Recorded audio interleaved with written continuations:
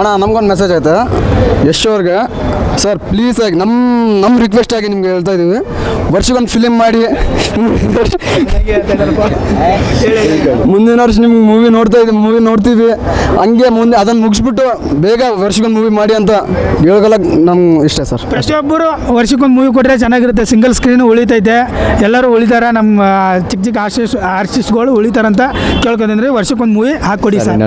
ಏನಪ್ಪ ಅಂತಂದರೆ ಕೆಲವೊಬ್ರು ಎಸ್ ಆರ್ ಬಗ್ಗೆ ನಮ್ಮ ಮುಂದೆ ಕೆಲವೊಬ್ರು ಮಾತಾಡಿರೋದಿದೆ ಸರ್. ಏನಪ್ಪ ಅಂತಂದರೆ ಯಶ್ ಅವರು ಒಂಥರ ರಾಜಕೀಯ ಇದ್ದಂಗೆ, ಒಂದು 5 ವರ್ಷಕ್ಕೆ ಒಂದು ಸತಿ ಬರ್ತಾರೆ, ಇಲ್ಲ 4 ಒಂದು ಸತಿ ಬರ್ತಾರೆ, 1-2 ತಿಂಗಳ ಸೌಂಡ್ ಮಾಡ್ಕೊಂಡು ಹಂಗೆ ಹೋಗಿಬಿಡ್ತಾರೆ ಅಂತ ಹೇಳ್ತಾರೆ. ಪಾಪ ಅಂಥವ್ರಿಗೆ ಕೆಲವೊಂದು ಯಶ್ ಅಭಿಮಾನಿಗಳೇ ತುಂಬ ಬೇಜಾರಾಗುತ್ತೆ ಸರ್. ಎಸ್ ಸರ್ ಏನಪ್ಪ ಅಂತಂದರೆ ಅವ್ರು ಹೇಳ್ತಾರೆ ಮಾತು, ಅದಕ್ಕೇನು ತಲೆ ಕೆಡಿಸ್ಕೊಳ್ಳಲ್ಲ ಯಾರು. ಯಾಕಂದರೆ ನಮ್ಮ ಹುಡುಗನ ಮುಂದೆ ಕೆಲವೊಬ್ರು ಹೇಳಿದಿದೆ, ನಾವು ಕಿವಿಯಾರ ಕೇಳಿದ್ದೀವಿ. ಏನಪ್ಪ ಅಂತಂದರೆ ಆದಷ್ಟು ಬೇಗ ಮೂವಿಗಳು ಕೊಡ್ತಾ ಇರ್ರಿ ಸರ್. ನೀವು ಕೂಡ ದೊಡ್ಡ ಹೀರೋ ಸರ್, ಕನ್ನಡಕ್ಕೆ ನೀವೇ ದೊಡ್ಡ ಹೀರೋ, ಪ್ರತಿಯೊಬ್ಬರು ದೊಡ್ಡ ಹೀರೋ.